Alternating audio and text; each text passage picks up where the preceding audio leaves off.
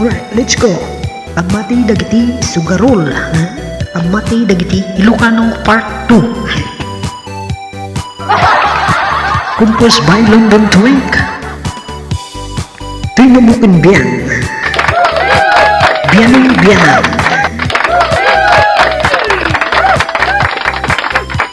Let's go, follow, bakas. Daytoy inakan kantaan nga ibagbaga ke dagiti pamati dagiti Ilocano nga sugarol kano nagadu nga pamati da agpabasol da iti karubada anak da wenno kakabagyan da wenno asawa da agpupungtot da no maabak da. Daytay sugarol no kano message ka nga message kat madamati sugal na makapabwisit ka no naabak pagpupungtutan na ka. Kitsain nga naabak datay asawam no sumangpet na kami rugrug ang dabog ang talnakan saan mon katuntungan tabaka mabugkawang ka.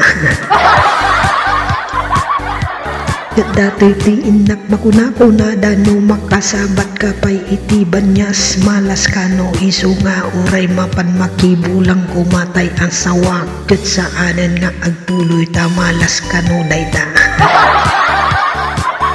Yang kadu nga pamati da daytoy pay ti may sadyak maliplipatan ngay ket no ang tayada ti witen 10-14 kunada adapay ti kasabihan na ukil kanungan nalulu.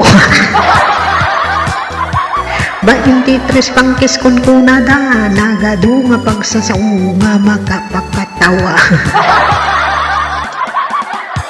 Surat kadagit ti amin nga supporters ni London Twink bakas di tababa. Let's go, follow ang bawat isa.